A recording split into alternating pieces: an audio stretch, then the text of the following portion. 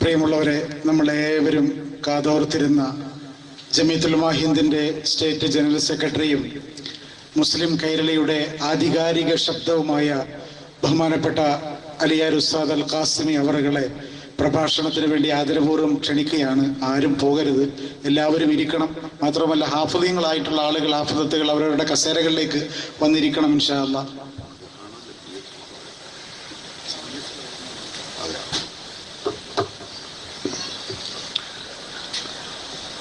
അസ്സലാമു അലൈക്കും വറഹ്മത്തുള്ളാഹി വബറകാതുഹു. അഭിവന്ദ്യനായ യോഗാധ്യക്ഷൻ, ബഹുമാന്യനായ ഇവിടുത്തെ യൂണിറ്റ് പ്രസിഡന്റ് അവറുകൾ, യോഗത്തിൽ മുഖ്യപ്രഭാഷണം നിർവഹിച്ച മാധ്യമ കേരളത്തിൻ്റെ അഭിമാനം, നമ്മുടെ എല്ലാവരുടെയും വലിയ പ്രതീക്ഷ കൂടിയായ ഡോക്ടർ സി ദാവൂദ് സാഹിബ്, ജമിയത്തുൽ ഉലമാ ഹിന്ദിൻ്റെ ആദരണീയനായ സംസ്ഥാന ഉപാധ്യക്ഷൻ മൗലാന മുഹമ്മദ് ഷരീഫ് ഖുസരി അവരുകളടക്കം വേദിയിൽ സന്നിഹിതരായിട്ടുള്ള ആദരണീയരും ബഹുമാന്യരുമായ നേതാക്കളെ, ഉലമാക്കളെ, മഹത്തായ ഈ സദസ്സിൽ സംബന്ധിക്കുന്ന ഏറെ ആദരണീയരും ബഹുമാന്യരുമായ സഹോദരി സഹോദരന്മാരെ, പ്രിയപ്പെട്ട നാട്ടുകാരെ, വളരെ ദീർഘനേരമായി തുടങ്ങിയ ഈ മഹാസമ്മേളനം അതിൻ്റെ പരിസമാപ്തിയോട് അടുക്കുന്ന ഈ നിമിഷത്തിൽ വളരെ ദീർഘമായി ഒരു പ്രഭാഷണം നടത്താൻ ഞാൻ മുതിരുന്നില്ല. ജമിയത്തുൽ ഉലമാ ഹിന്ദിൻ്റെ കാരാളികോണം യൂണിറ്റ് ബഹുമാന്യരായ ഇതിൻ്റെ സംഘാടകരിൽ പ്രമുഖനായ ഒരു വ്യക്തി ഇപ്പോൾ സൂചിപ്പിച്ച പോലെ കേരളത്തിൽ തന്നെ ജമിയത്തുൽ ഉലമാ ഹിന്ദിന് അഭിമാനിക്കാൻ കഴിയുന്ന മാതൃകാപരമായ പ്രവർത്തനങ്ങൾക്ക് നേതൃത്വം നൽകുന്ന ഒരു യൂണിറ്റാണ് എന്ന അദ്ദേഹത്തിൻ്റെ പ്രസ്താവത്തെ ഈ സംഘടനയുടെ ജനറൽ സെക്രട്ടറി എന്ന സ്ഥാനത്തിരുന്നു കൊണ്ട് അങ്ങേയറ്റം അഭിമാനത്തോടുകൂടി സ്ഥലകുലുക്കി അംഗീകരിക്കാൻ ഈ വിനീതന് അങ്ങേയറ്റം സന്തോഷമുണ്ട് എന്ന് ഉറക്കെ പറയാൻ ഞാൻ ഈ സന്ദർഭത്തിൽ ആഗ്രഹിക്കുകയാണ്. എത്ര മനോഹരമായ പ്രവർത്തനങ്ങൾക്കാണ് ബഹുമാന്യനായ നുജൂബുദ്ദീൻ മൗലവിയുടെ നേതൃത്വത്തിൽ, ജില്ലാ ജനറൽ സെക്രട്ടറി കൂടിയായ അദ്ദേഹത്തിൻ്റെ നേതൃത്വത്തിൽ ഈ കാരാളികോണം മേഖല നേതൃത്വം നൽകിക്കൊണ്ടിരിക്കുന്നത് എന്നതിന് ഈ നാട് സാക്ഷിയായതുകൊണ്ട് തന്നെ ഞാനത് എടുത്തു പറഞ്ഞ് വിസ്തരിക്കേണ്ടതില്ല എന്നുകൂടി വിചാരിക്കുകയാണ്. ഒരുപാട് സേവന പ്രവർത്തനങ്ങൾ, അതിലെല്ലാം ഉപരിയായി ഇന്നിവിടെ അവാർഡ് ദാനം നൽകപ്പെടുമ്പോൾ നോക്കൂ, ജമിയത്തുൽ ഉലമാ ഹിന്ദ് 1919 ഇന്ത്യ രാജ്യത്തിൻ്റെ സ്വാതന്ത്ര്യത്തിൻ്റെ സമരഭൂമികയിൽ പണ്ഡിതന്മാരാൽ ബീജാപാപം ചെയ്യപ്പെടുമ്പോൾ, ആ പണ്ഡിതന്മാരെന്ന് പറയുന്നത് ചെറിയ പണ്ഡിതന്മാരല്ല എന്ന് നാം ഓർക്കണം. ഇൻഡോ പാക് ഉപഭൂഖണ്ഡം ജനിപ്പിച്ച ഏറ്റവും മഹാരഥന്മാരായ പണ്ഡിത മഹാപ്രതിഭകളുടെ കരലാളനകളാൽ ഷെയ്ഖുൽ ഹിന്ദ് എന്ന് പറഞ്ഞാൽ ഇന്ത്യൻ സ്വാതന്ത്ര്യ സമര പ്രസ്ഥാനത്തിൻ്റെ മഹാചാര്യൻ എന്ന് ഈ ഭാരതം പേർ ചൊല്ലി വിളിച്ച മഹാനായ മഹ്മൂദുൽ ഹസൻ ദൈബന്ദി, അദ്ദേഹത്തിൻ്റെ കരങ്ങളാൽ സ്ഥാപിതമായ അല്ലെങ്കിൽ അദ്ദേഹത്തിലൂടെ തുടക്കം കുറിക്കപ്പെട്ട അതിമഹത്തായ സ്ഥാപനമാണ് ഇന്നും ഇന്ത്യയിൽ ജ്വലിച്ചു നിൽക്കുന്ന ഏറ്റവും ആധികാരികമായ ഉന്നത മതവിദ്യാഭ്യാസം നൽകപ്പെടുന്ന ദാറുൽ ഉലൂം ദൈബന്ദ് എന്ന് അറിയാവുന്നവർക്കൊക്കെ അറിയാം. ആ മഹാപ്രസ്ഥാനത്തിൻ്റെ നേതാവായ മൗലാന മഹ്മൂദുൽ ഹസൻ ദൈബന്ദിയും അതുപോലെ തന്നെ ഈ മഹാപ്രസ്ഥാനത്തിൻ്റെ ആദിമ പ്രിൻസിപ്പളായിരുന്ന ബഹുമാന്യനായ ഹുസൈൻ അഹമ്മദ് മദനി റഹ്മത്തുള്ളാഹി അലൈഹിയും ഈ രാജ്യത്തിൻ്റെ സ്വാതന്ത്ര്യത്തിന് വേണ്ടി ബ്രിട്ടീഷുകാർ ഇന്ത്യ രാജ്യത്തെ അവരുടെ പാരതന്ത്ര്യത്തിൻ്റെ നുകത്തിന് കീഴിൽ അടിച്ചമർത്തി ഭരിച്ച് ഇന്ത്യൻ ജനതയെ തമ്മിൽ അടിപ്പിച്ച് ഭിന്നിപ്പിച്ച് ഈ രാജ്യത്തെ കുട്ടിച്ചോറാക്കുകയും ശിഥിലമാക്കുകയും ചെയ്തുകൊണ്ടിരിക്കുമ്പോൾ ഇത് ഇന്ത്യ രാജ്യത്തിൻ്റെ ഇതപര്യന്തമുള്ള ചരിത്രത്തിനും ഈ രാജ്യത്തിൻ്റെ നല്ല നിലനിൽപ്പിനും വിഘാതമാണെന്ന് കരുതിക്കൊണ്ട് സൂര്യനസ്തമിക്കാത്ത സാമ്രാജ്യത്വത്തിൻ്റെ അധികാര കേന്ദ്രങ്ങളോട് സന്ധിയില്ലാത്ത സമരം ചെയ്യാൻ സന്നദ്ധമായ ആ മഹാപണ്ഡിതന്മാരോട് ബ്രിട്ടീഷ് ഭരണകൂടം ചെയ്ത ഏറ്റവും കിരാതമായ പ്രതികാരം എന്നത് ആൾപ്പാർപ്പേതുമില്ലാത്ത ഇറ്റലിക്കടുത്തുള്ള മാൾട്ട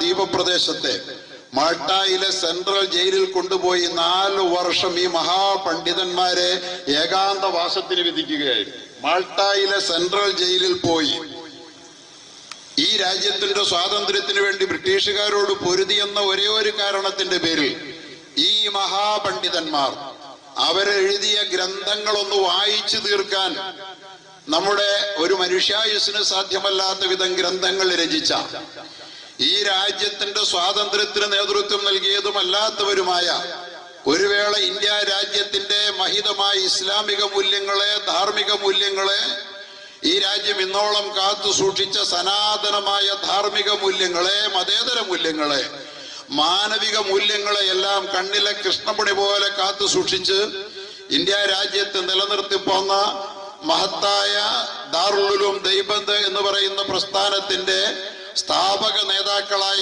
ഈ മഹാരഥന്മാരെ ഇന്ത്യ രാജ്യത്ത് ബ്രിട്ടീഷുകാർക്കെതിരിൽ പൊരുതിയെന്ന ഒരൊറ്റ കാരണത്തിന്റെ പേരിൽ മാൾട്ടയിലെ സെൻട്രൽ ജയിലിൽ കൊണ്ടുപോയി 4 വർഷം വിട്ട് പീഡിപ്പിച്ചു എന്ന് പറയുമ്പോ ആ മഹാരഥന്മാർ ഈ രാജ്യത്തിന്റെ സ്വാതന്ത്ര്യത്തിന് വേണ്ടി ചെയ്ത സേവനം എത്ര നിസ്തുലമായിരുന്നു, ബ്രിട്ടീഷുകാർക്ക് അവർ എത്രമാത്രം കണ്ണിലെ കരടായിരുന്നു എന്ന് നമുക്ക് എല്ലാവർക്കും തിരിച്ചറിയാൻ കഴിയും. പ്രിയപ്പെട്ട സഹോദരങ്ങളെ, 1919 സ്ഥാപിതമായ ഈ മഹത്തായ പ്രസ്ഥാനം ഇന്ത്യൻ നാഷണൽ കോൺഗ്രസുമായി കൈകോർത്തുകൊണ്ട്, മോഹൻദാസ് കരംചന്ദ് ഗാന്ധിയുമായി കൈകോർത്തുകൊണ്ട്, ഗോപാലകൃഷ്ണ ഗോഖലെയുമായി കൈകോർത്തുകൊണ്ട്, അതുപോലെ തന്നെ ഈ രാജ്യത്തിന്റെ സ്വാതന്ത്ര്യ സമര പ്രസ്ഥാനത്തിന്റെ മുഴുവൻ നേതാക്കളുമായി കൈകോർത്തുകൊണ്ട് ഇന്ത്യൻ മുസ്ലിമീങ്ങളെ ഈ സ്വാതന്ത്ര്യ സമര ഭൂമികയുമായി കൂട്ടിക്കെട്ടിക്കൊണ്ട് നടത്തിയ ആ പ്രവർത്തനങ്ങളില്ലായിരുന്നുവെങ്കിൽ നാം ഇന്ന് കാണുന്ന ഇന്ത്യ സ്വതന്ത്രമാകുമായിരുന്നില്ല എന്ന് മാത്രമല്ല, നാം ഇന്ന് കാണുന്ന ഇന്ത്യ അങ്ങനെ തന്നെ നിലനിൽക്കുക പോലും ഇല്ലായിരുന്നു എന്ന് നാം തിരിച്ചറിയേണ്ടതുണ്ട്. വളരെ പ്രധാനപ്പെട്ട ഒരു സംഗതിയാണ്. ഞാനിത് പറയുമ്പോ ഇതുപോലൊരു ഇന്ത്യ ഉണ്ടാകുമായിരുന്നില്ല എന്ന് ഞാൻ പറയുന്നത് എന്തുകൊണ്ടാണെന്ന് പലരും സംശയിച്ചേക്കാം. നമ്മളൊക്കെ ഇപ്പോ അടുത്ത കാലത്ത് ഇന്ത്യയുടെ സ്വാതന്ത്ര്യ സമരവുമായി ബന്ധപ്പെട്ട ഓഗസ്റ്റ് 15 നമ്മുടെ രാജ്യത്ത് അരങ്ങേറുന്ന വലിയ ആഘോഷം സ്വാതന്ത്ര്യ ദിനത്തിന്റെ ആഘോഷമാണ്. സ്വാതന്ത്ര്യ ദിനത്തിന്റെ ആഘോഷം രാജ്യവ്യാപകമായി നടത്തുന്നതിന് നേതൃത്വം നൽകുക എന്നുള്ളതാണ് ഭരണാധികാരികളുടെ പരിപാടി. പക്ഷേ നമുക്കറിയാം, നമ്മുടെ കേരളത്തിന്റെ ഗവർണറേറ്റിൽ ഇരുന്നു കൊണ്ട് തെരഞ്ഞെടുക്കപ്പെട്ട ഭരണകൂടത്തെ മുൾമുനയിൽ നിർത്തിക്കൊണ്ട് യാതൊരു ജനാധിപത്യപരമായ അധികാരങ്ങളുമില്ലാത്ത ഒരു റബ്ബർ സ്റ്റാൻഡ് പദവി മാത്രം ദുരുപയോഗപ്പെടുത്തിക്കൊണ്ട് ഭരണകൂടത്തെ മുള്ളിൽ നിർത്തുന്ന ഗവർണർ ഈ രാജ്യത്തോട് ഓഗസ്റ്റ് 14 ഒരു ആഹ്വാനം നടത്തിയത് നമ്മളെല്ലാവരും അറിയുകയുണ്ടായി. എന്തായിരുന്നു ആ ഗവർണർ? തികച്ചും RSSകാരനായി ഈ രാജ്യത്തിന്റെ സ്വാതന്ത്ര്യത്തിൽ ഒരു ചെറുവിരൽ അനക്കത്തിന്റെ പങ്കുപോലുമില്ലാത്ത ഒരു പ്രസ്ഥാനമുണ്ടെങ്കിൽ എന്നല്ല, ഈ രാജ്യത്തിന്റെ സ്വാതന്ത്ര്യത്തെ ഒറ്റുകൊടുത്ത, അതിന്റെ പേരിൽ അഭിമാനിക്കുന്ന ഒരു പൈതൃകം മാത്രമുള്ള RSSന്റെ ഒരു സാധാരണ പ്രവർത്തകൻ എന്ന മാത്രം പരിഗണനയിൽ ഗവർണറേറ്റിൽ നിലയുറപ്പിക്കാൻ അവസരം ലഭിച്ച കേരളത്തിന്റെ ഗവർണർ സ്വാതന്ത്ര്യദിന ആഘോഷത്തിന്റെ പകിട്ട് കുറയ്ക്കാൻ വേണ്ടിയിട്ട് സ്വാതന്ത്ര്യദിനാഘോഷത്തിന്റെ തലേന്ന് ഓഗസ്റ്റ് 14 ഒരാഘോഷം അല്ലെങ്കിൽ ഒരു അനുസ്മരണം സംഘടിപ്പിക്കാൻ നമ്മുടെ കേരളത്തോട് ആഹ്വാനം ചെയ്യുകയാണ്. ഔദ്യോഗികമായി അദ്ദേഹം ആവശ്യപ്പെട്ടു. അദ്ദേഹം നിയന്ത്രിക്കുന്ന യൂണിവേഴ്സിറ്റികളോട് ആവശ്യപ്പെട്ടു. എന്നിട്ട് നിങ്ങൾ എന്തൊക്കെയാണ് അക്കാര്യത്തിൽ ചെയ്തതെന്ന് വളരെ കൃത്യമായ റിപ്പോർട്ട് ഗവർണർക്ക് സമർപ്പിക്കണമെന്ന് അവരെ ആവശ്യപ്പെട്ടു. അദ്ദേഹം പറഞ്ഞത് എന്തറിയോ? വിഭജന ഭീതി ദിനമായി ഓഗസ്റ്റ് 14 ആചരിക്കാൻ. വിഭജനത്തിന്റെ ഭീതി നാം മറന്നു പോകരുതെന്ന്. എന്ന് പറഞ്ഞാൽ ഈ രാജ്യത്തിന്റെ വിഭജനത്തിന്റെ കാരണക്കാർ ആരൊക്കെയോ ചിലരാണ്. അവരെ കുറിച്ചുള്ള ഭീതി ഊറുന്ന ഓർമ്മകൾ നമ്മുടെ രാജ്യവും സംസ്ഥാനവും മറന്നുകൂടാ എന്ന് പറഞ്ഞുകൊണ്ട് വിഭജനത്തിന്റെ നീറുന്ന വേദനകൾ മറക്കാൻ ശ്രമിക്കുന്ന ഇന്ത്യൻ ജനതയെ, കേരള ജനതയെ ആ നീറുന്ന ഓർമ്മകളിലേക്ക് കൂട്ടിക്കൊണ്ടുവരാൻ നമ്മുടെ ഗവർണർ ശ്രമിക്കുമ്പോൾ, ഇതുപോലുള്ള ഒരു സന്ദർഭത്തിൽ ഇന്ത്യയുടെ സ്വാതന്ത്ര്യ സമരത്തിന് നിസ്തുലമായ പങ്കുവഹിച്ച ഇന്ത്യൻ മുസ്ലിമീങ്ങളുടെ ആധികാരിക മതപണ്ഡിത പ്രസ്ഥാനമായ, ബഹുജന പ്രസ്ഥാനമായ ജമിയത്തുൽ ഉലമാ ഹിന്ദിന്റെ സേവനങ്ങൾ എത്ര വിലപ്പെട്ടതാണെന്ന് തിരിച്ചറിയാൻ വേണ്ടി ഞാൻ പറയുകയാണ്. വിഭജനത്തിന്റെ ഓർമ്മകൾ കേരളീയ സമൂഹത്തിലേക്ക് തിരിച്ചു കൊണ്ടുവരാൻ നടത്തിയ ആ സേവനങ്ങൾക്ക് ഗവർണറോട് കേരളീയ ഇസ്ലാമിക സമൂഹം, മതേതര സമൂഹം നന്ദി പറയുകയാണ്. കാരണം ഞങ്ങൾ ആരാണ് ഈ ഇന്ത്യയെ വിഭജിച്ചത് എന്ന് ആ സന്ദർഭത്തിൽ പ്രത്യേകമായി ഒന്ന് പഠിക്കാൻ വേണ്ടി ശ്രമിച്ചപ്പോൾ വളരെ കൃത്യമായി എനിക്ക് കിട്ടിയ അറിവുകൾ മാത്രം ഈ സന്ദർഭത്തിൽ ഒന്ന് പങ്കുവെക്കാൻ ഞാൻ ആഗ്രഹിക്കുകയാണ്.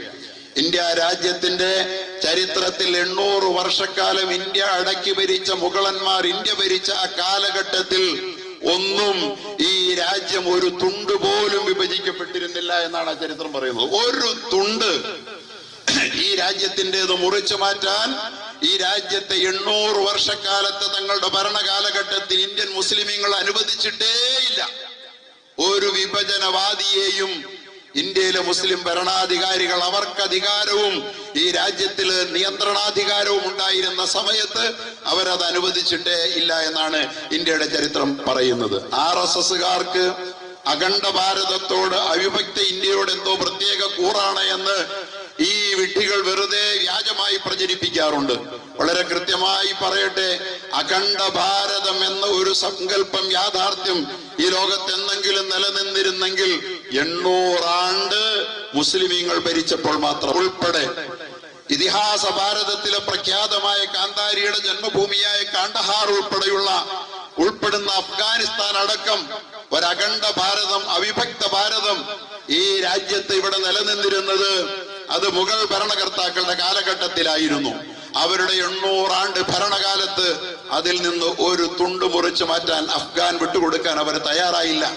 നേപ്പാൾ വിട്ടുകൊടുക്കാൻ അവർ തയ്യാറായില്ല. ഭൂട്ടാൻ വിട്ടുകൊടുക്കാൻ അവർ തയ്യാറായില്ല.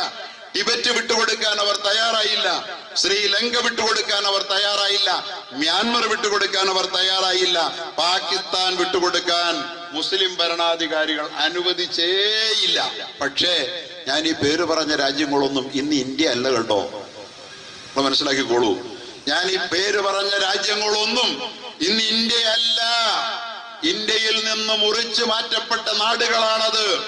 എന്നാണത് മുറിച്ചു മാറ്റപ്പെട്ടതെന്ന് വിഭജന ഭീതി ദിനം ആചരിക്കണമെന്ന് പറയുന്ന മിസ്റ്റർ ഗവർണർ, താങ്കൾ തന്നെ ആദ്യമായി തിരിച്ചറിയണം, എന്നിട്ടത് ലോകത്തോട് പറയണം എന്ന് പറയാൻ ഈ രാജ്യത്തെ സ്നേഹിക്കുന്ന ദേശക്കൂറുള്ള വിഭജന വിരോധികളായ മതേതര ജനത ഒന്നടങ്കം തയ്യാറാകേണ്ട സമയമാണ്. എന്നാണ് വിഭജനം നടന്നത് നിങ്ങൾക്കറിയോ? മുഗളന്മാർ അവരുടെ രാജ്യാധികാരം നഷ്ടപ്പെട്ടു.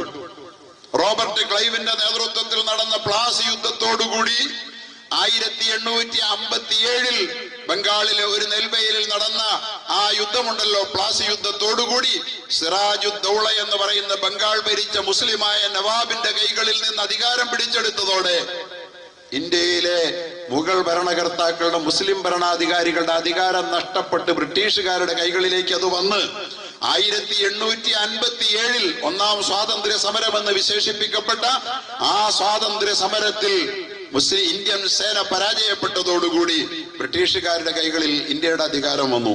അന്ന് തുടങ്ങി ഇന്ത്യയുടെ വിഭജനം. നിങ്ങൾക്ക് ഇന്ന് ഗൂഗിളിൽ സെർച്ച് ചെയ്താൽ കാണാം. ഞാൻ പറയുന്നതല്ല, അലിയാർ മൗലവി പറഞ്ഞതുകൊണ്ട് നിങ്ങൾ വിശ്വസിക്കണ്ട. നിങ്ങൾക്ക് കാണാം, 7 countries were separated from India. ഇന്ത്യയിൽ നിന്ന് 7 രാജ്യങ്ങൾ മുറിച്ചു മാറ്റപ്പെട്ടിട്ടുണ്ട്.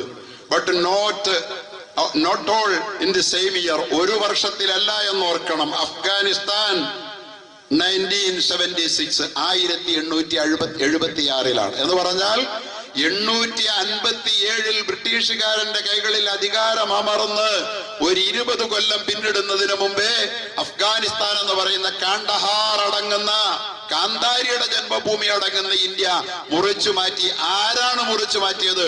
ബ്രിട്ടീഷുകാരും ഇന്ത്യയിലെ ഈ ഗവർണറുടെ പൂർവികന്മാരായ ജാതി ഹിന്ദുക്കളും ചേർന്ന് 800 ആണ്ട് ഒരു തുണ്ടു മുറിച്ചു മാറ്റാൻ അനുവദിക്കാതെ മുസ്ലിമീങ്ങൾ നിധി പോലെ കാത്തുവെച്ച ഇന്ത്യയെ കയ്യിൽ അധികാരം കിട്ടി 20 ആണ്ട് പിന്നിടുന്നതിന് മുമ്പ് മുറിച്ചു മാറ്റിയതിന്റെ ഒന്നാം പ്രതി ഈ ഗവർണറുടെ പൂർവികന്മാരാണ്, ബ്രിട്ടീഷുകാരായ വംശീയ ക്രിസ്ത്യാനികളുമാണ്. രണ്ടാമതായി നേപ്പാൾ 1904 നമുക്ക് നഷ്ടപ്പെട്ടു. നേപ്പാൾ ഇന്ന് ഇന്ത്യയല്ല, പക്ഷെ മുഗളന്മാരുടെ കാലത്ത് നേപ്പാൾ ഇന്ത്യയാണ്. മൂന്നാമതായി ഭൂട്ടാൻ 1906 മുറിച്ചു മാറ്റി. നേപ്പാൾ ഇന്ന് ഇന്ത്യയല്ല, പക്ഷെ മുസ്ലിമീങ്ങളുടെ കൈകളിൽ നേപ്പാൾ ഇന്ത്യയാണ്. ടിബറ്റ് 1907 മുറിച്ചു മാറ്റി. അത് ഇന്ന് ഇന്ത്യയല്ല, അത് മുസ്ലിമീങ്ങളുടെ കൈകളിൽ ഇന്ത്യയാണ്. ശ്രീലങ്ക 935, മ്യാൻമർ 937, പാകിസ്ഥാൻ 947. മുറിച്ചതെല്ലാം വിഭജിച്ചതെല്ലാം മുസ്ലിമീങ്ങൾക്ക് അധികാരമില്ലാത്ത കാലഘട്ടത്തിലാണ്. മുസ്ലിമീങ്ങൾക്ക് അധികാരമുള്ള ഒരു കാലത്തും ഇന്ത്യയുടെ ഒരു തുണ്ട് മുറിച്ചു മാറ്റപ്പെട്ടിട്ടില്ല. എന്നിട്ട് ഈ മുസ്ലിമീങ്ങളെ സൂചിപ്പിച്ചുകൊണ്ട് വിഭജന ഭീതി ദിനമായി ആചരിക്കണമെന്ന് പറയുന്ന ഗവർണർ ആ വിഭജന ഭീതി ദിനത്തിലേക്ക് ഞങ്ങൾ എത്തി നോക്കുമ്പോൾ അതിന്റെ ഒന്നാം പ്രതി കേരളത്തിന്റെ ഗവർണറേറ്റ് ഭരിക്കുന്ന താങ്കളും താങ്കളുടെ പൂർവികന്മാരുമാണ്. മുസ്ലിമീങ്ങൾക്ക് അധികാരമില്ലാതെ പോയ ഒരൊറ്റ കാരണത്തിന്റെ പേരിൽ എന്ന് ഈ രാജ്യത്തോട് തുറന്നു പ്രഖ്യാപിക്കാനും അത് തിരിച്ചറിയാനും അവസരം നൽകിയതിന്റെ പേരിൽ അങ്ങയോട് ഞങ്ങൾ നന്ദിയുള്ളവരാണ്. ഇനിയും എല്ലാ കൊല്ലവും ഈ വിഭജന ഭീതി ദിനം താങ്കൾ ആചരിക്കാൻ കേരളത്തോട് പറയണം. അന്നൊക്കെ ഞങ്ങൾ ഈ വിഭജനത്തിന്റെ മുഴുവൻ ഉത്തരവാദികളും മുസ്ലിമീങ്ങൾ ഈ രാജ്യത്തില്ലാതെ പോയതും വിഭജനവാദികളായ ഡിവൈഡ് ആൻഡ് റൂളിന്റെ വംശീയവാദികളായ ക്രിസ്ത്യാനികളായ ബ്രിട്ടീഷുകാരും നേരത്തെ ഇവിടത്തെ പല പ്രഭാഷകന്മാരും സൂചിപ്പിച്ച ജാതി വെറിയന്മാരായ ഇവിടത്തെ വംശീയവാദികളായ ഇന്നത്തെ ഭരണാധികാരികളുടെ മാതൃകാ പുരുഷന്മാരും കൂടി ചേർന്നുകൊണ്ടാണ് കാണ്ഡഹാർ അടക്കം, അഫ്ഗാൻ അടക്കം, നേപ്പാൾ അടക്കം, ഹിന്ദു രാഷ്ട്രമായ നേപ്പാൾ അടക്കം ഇന്ത്യയിൽ നിന്ന് മുറിച്ചു മാറ്റിയത്. ഈ വിഭജനത്തിനെതിരിൽ അന്ന് നിലയുറപ്പിച്ചുകൊണ്ട് അതിർത്തി പ്രദേശങ്ങളിൽ നിന്ന് മുറിച്ചു മാറ്റിയ ഇന്ത്യയിൽ പോലും ബംഗാളിലൂടെയും പഞ്ചാബിലൂടെയും ഓടി നടന്നുകൊണ്ട് അരുതരുതേ, പോകരുതേ, ഇവിടം വിട്ടു പോകരുതേ എന്ന് നിലവിളിച്ചുകൊണ്ട് നടന്ന നേതാക്കന്മാരുടെ പേരാണ് ജമിയത്തുൽ ഉലമ ഹിന്ദിന്റെ നേതാക്കന്മാരായ മൗലാന ഹുസൈൻ അഹമ്മദ് മദനി, മഹ്മൂദ് ഹസൻ ദൈബന്തി, മൗലാന അബുൽ കലാം ആസാദിനെ പോലുള്ളവർ. അറിയുമോ നിങ്ങൾക്ക്? അതുകൊണ്ട് തന്നെ ഞാൻ പറയുന്നത്, വിഭജനത്തിന് വേണ്ടി മുസ്ലിം ലീഗ് പോലും ബ്രിട്ടീഷുകാരുടെ ഒത്താശകൾക്ക്, മൗണ്ട് ബാറ്റൺ പ്രഭുവിന്റെ പ്രചോദനങ്ങൾക്ക് വശംവദമായി, മുഹമ്മദ് അലി ജിന്ന പോലും വശംവദമായപ്പോ അത് അനുവദിക്കുകയില്ല എന്ന ഉറച്ച നിലപാട് സ്വീകരിക്കാൻ ജമിയത്തുൽ ഉലമ ഹിന്ദില്ലായിരുന്നുവെങ്കിൽ 61 വർഷത്തെ ടൈം ഫ്രെയിമിനിടയിൽ 7 പ്രാവശ്യം മുസ്ലിമീങ്ങൾക്ക് ആധിപത്യമില്ലാതെ പോയത് കൊണ്ട് മാത്രം മുറിച്ചു മാറ്റപ്പെട്ട ഇന്ത്യ പിന്നീടും ഈ 75-80 വർഷക്കാലത്തിനിടയിൽ പലവട്ടം മുറിച്ചു മാറ്റപ്പെട്ടേനെ എന്ന യാഥാർത്ഥ്യം ഈ രാജ്യത്തെ ബോധ്യപ്പെടുത്തിക്കൊണ്ട് ജമിയത്തുൽ ഉലമ ഹിന്ദ് അതിന്റെ പ്രവർത്തന പാതയിൽ ഇന്നും അഭംഗുരം മുന്നോട്ട് പോവുകയാണ്. പ്രിയപ്പെട്ടവരെ, ഞാൻ എന്റെ വാക്കുകൾ ഉപസംഹരിക്കുകയാണ്. അതുകൊണ്ട് ജമിയത്തുൽ ഉലമ ഹിന്ദ് എന്തിനാണ് എന്ന് നിങ്ങൾ ഓരോരുത്തരും ആലോചിക്കുമെങ്കിൽ, ഈ വിലപ്പെട്ട സേവനം ഈ രാജ്യത്തിന് സമ്മാനിച്ചതിന് അതിന്റെ വില തിരിച്ചറിഞ്ഞുകൊണ്ട് സ്വതന്ത്ര ഇന്ത്യ ജമിയത്തുൽ ഉലമ ഹിന്ദിന്റെ മഹാനായ പ്രസിഡന്റിനോട് ഇന്ത്യയുടെ 1ാം വിദ്യാഭ്യാസ മന്ത്രിപദം ഏറ്റെടുക്കാൻ ആവശ്യപ്പെട്ടു. പക്ഷെ അത് നിരാകരിച്ചുകൊണ്ട് സ്വാതന്ത്ര്യത്തിന് വേണ്ടി ഞങ്ങൾ പൊരുതിയത് ഇന്ത്യയിലെ ജനങ്ങളുടെ ഐക്യത്തിനും അഖണ്ഡതയ്ക്കും ഭീഷണി ഉയർത്തുന്ന ബ്രിട്ടീഷ് മേൽക്കോയ്മയെ ഇന്ത്യയിൽ നിന്ന് തുരത്താനാണ്. അധികാരത്തിന് വേണ്ടിയല്ല, രാഷ്ട്രീയാധികാരത്തിന് വേണ്ടിയല്ല, അത് നിങ്ങൾ തന്നെ കൈവശം വെച്ചോളൂ എന്ന് പറഞ്ഞുകൊണ്ട് മതേതര ദേശീയ പ്രസ്ഥാനത്തിന്റെ നേതാക്കന്മാർക്ക് അധികാരം വിട്ടൊഴിഞ്ഞു കൊടുക്കാൻ നിർബന്ധിതമായപ്പോൾ, അവർ വീണ്ടും വീണ്ടും ആവർത്തിച്ച് നിർബന്ധിച്ചപ്പോൾ മൗലാന അബുൽ കലാം ആസാദിനെ ഇന്ത്യയുടെ ജമിയത്തുൽ ഉലമ ഹിന്ദിന്റെ വാർഷിക സമ്മേളനങ്ങളിൽ പലപ്പോഴും അധ്യക്ഷനായിരുന്നു കൊണ്ട് ജമിയത്തിന്റെയും കോൺഗ്രസിന്റെയും ഒരുപോലെ പ്രതിനിധിയായി വിരാജിച്ച മൗലാന അബുൽ കലാം ആസാദിനെ ഇന്ത്യയുടെ ആഭ്യന്തര മന്ത്രിയായി നിർദ്ദേശിച്ചുകൊണ്ട് അധികാര കേന്ദ്രത്തിൽ നിന്നും മാറി നിന്നുകൊണ്ട് വീണ്ടും മതപാഠശാലകളിലേക്കും സാമൂഹിക സേവന പ്രവർത്തനങ്ങളിലേക്കും മതസൗഹാർദ്ദ പ്രവർത്തനങ്ങളിലേക്കും ഇറങ്ങി തിരിച്ച് അധികാരത്തിന്റെ പങ്ക് ചോദിക്കാതെ ഇന്ത്യയിലെ അഖണ്ഡതയ്ക്ക് വേണ്ടി ഉറച്ചു നിന്ന മഹത്തായ ദേശീയ പ്രസ്ഥാനമാണ് ജമിയത്തുൽ ഉലമ ഹിന്ദ് എന്ന് ഈ രാജ്യത്തെ ജനങ്ങൾ തിരിച്ചറിയണമെന്ന് മാത്രം ഈ സന്ദർഭത്തിൽ സൂചിപ്പിച്ചുകൊണ്ട് ആ മഹത്തായ പ്രസ്ഥാനത്തിന് കേരളീയ ഭൂമികയിലുള്ള അപരിചിതത്വം മാറ്റി ഇന്നും കേരളത്തിൽ ബുൾഡോസർ രാജിനെതിരിൽ നിയമ പോരാട്ടം നടത്തുന്ന, വഖഫ് കരിനിയമത്തിനെതിരിൽ നിയമ പോരാട്ടം നടത്തുന്ന, മദ്രസകൾക്കെതിരിലുള്ള പ്രവർത്തനങ്ങൾക്കെതിരിൽ നിയമ പോരാട്ടം നടത്തി അതിലെല്ലാം വിജയം വരിച്ച് മുന്നോട്ട് പോയിക്കൊണ്ടിരിക്കുന്ന, അഥവാ ഇന്ത്യയിലെ മുസ്ലിം സമൂഹം അഭിമുഖീകരിക്കുന്ന ന്യൂനപക്ഷ സമൂഹങ്ങൾ, അതുപോലെ തന്നെ നിരപരാധികളായ ഒരുപാട് യുവാക്കളെ ജാതിമത ഭേദമന്യേ UAPA യുടെ പേരിൽ ജയിലിൽ അടച്ച് വധശിക്ഷയ്ക്ക് വിധിക്കപ്പെട്ടവരെ നിയമ പോരാട്ടം നടത്തി 100-ലധികം പേരെ കൊലക്കയറിൽ നിന്ന് വിമോചനം നേടിക്കൊടുത്ത മഹത്തായ ഒരു ദേശീയ പണ്ഡിത ബഹുജന പ്രസ്ഥാനത്തിന്റെ പേരാണ് ജംഇയ്യത്തുൽ ഉലമാ ഹിന്ദ്. അതുകൊണ്ട് കാരാളികോണം യൂണിറ്റിലെ കൊല്ലം ജില്ലയിലെ പ്രിയപ്പെട്ട ജംഇയ്യത്തിന്റെ പ്രവർത്തകരെ, ഇന്നത്തെ ഇന്ത്യ മതേതരമാണോ? അധികാര കേന്ദ്രങ്ങളെ പരിഗണിക്കുമ്പോൾ എന്ന് നാം ആലോചിക്കുമ്പോൾ ഉത്തരം വ്യത്യസ്തമാണെങ്കിലും ഇന്ന് രാജ്യം ഏറ്റവും അധികം കൊതിക്കുന്നത് മതേതരത്വമാണ്. ഈ രാജ്യത്തെ ഭൂരിപക്ഷ ജനത ആഗ്രഹിക്കുന്നത് മതേതരത്വമാണ്. പലവട്ടം തെരഞ്ഞെടുപ്പ് നടന്നിട്ടും വോട്ട് ചെയ്ത 100 പേരിൽ പോലും ചെയ്യാത്തവരെത്രയോ, പകുതിയോളം പേർ. വോട്ട് ചെയ്ത 100 പേരിൽ പോലും 35%-ലധികം ആളുകൾ ഈ ഭീകര വർഗീയ പ്രസ്ഥാനത്തിന് വോട്ട് നൽകിയിട്ടില്ല. 3-2 പേരും നിങ്ങൾ ഞങ്ങളെ ഭരിക്കണ്ട എന്ന് വോട്ട് നൽകിയ ഈ മഹത്തായ മതേതര ഇന്ത്യയിൽ അതുപോലും കള്ളവോട്ടുകൾ ചേർത്തുകൊണ്ടാണ് അവർ അധികാരത്തിൽ എത്തിയതെന്ന് ഇന്ത്യയുടെ LOP വളരെ കൃത്യമായ രേഖകൾ സഹിതം രാജ്യത്തിന്റെ മുമ്പിൽ സമർപ്പിക്കുന്ന ഇന്ത്യയിൽ മതേതരത്വത്തിനാണ് ഇന്ത്യൻ ജനത വേഴാമ്പലിനെ പോലെ കാത്തിരിക്കുന്നത് എന്ന് തിരിച്ചറിയുന്ന ഇക്കാലഘട്ടത്തിൽ ഏറ്റവും മഹത്തായ രാഷ്ട്രീയ പ്രവർത്തനം, ഏറ്റവും വലിയ മതപ്രവർത്തനം, ഏറ്റവും വലിയ സാമുദായിക പ്രവർത്തനം, ഏറ്റവും വലിയ സാമൂഹിക പ്രവർത്തനം, ഈ മഹത്തായ സംരംഭങ്ങൾക്ക് നൂറ്റാണ്ടിലേറെ പൈതൃകത്തോടുകൂടി പഴക്കത്തോടുകൂടി ഈ രാജ്യത്ത് ഉറച്ചു നിന്ന് അധികാരത്തിന്റെ പങ്ക് ചോദിക്കാതെ നേതൃത്വം നൽകുന്ന, അധികാരത്തിന്റെ പങ്കശേഷം ചോദിക്കാതെ അവരുള്ള മേഖലകളിലെല്ലാം തങ്ങളലാവും വിധം ജനോപകാര പ്രവർത്തനങ്ങൾക്ക്, വൈജ്ഞാനിക പ്രവർത്തനങ്ങൾക്ക് നേതൃത്വം നൽകുന്ന ജംഇയ്യത്തുൽ ഉലമാ ഹിന്ദ്. ഇവിടെ മഹാനായ പ്രവാചകൻ മർഹൂർ റസൂലിന്റെ കൂടി സമ്മേളനമാണല്ലോ.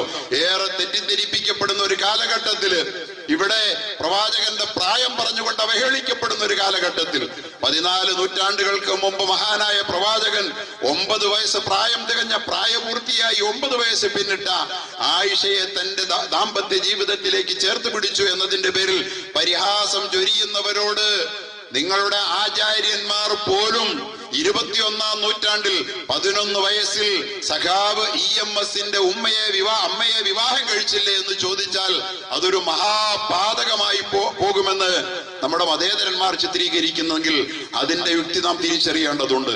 അതുപോലെ തന്നെ മലയാള മനോരമ എന്ന് പറയുന്ന വലിയ മാധ്യമ പ്രസ്ഥാനത്തിന്റെ അതിന്റെ സ്ഥാപക പിതാവ് മാമ്മൻ മാപ്പിള, അദ്ദേഹത്തിന്റെ ഭാര്യ പ്രസവിച്ചത്, മാമ്മൻ മാപ്പിളയ്ക്ക് അദ്ദേഹത്തിന്റെ അമ്മ ജന്മം നൽകിയത് 11-ാം വയസ്സിലാന്ന് പറഞ്ഞ 10 വയസ്സിൽ അവരുടെ കല്യാണം നടന്നു.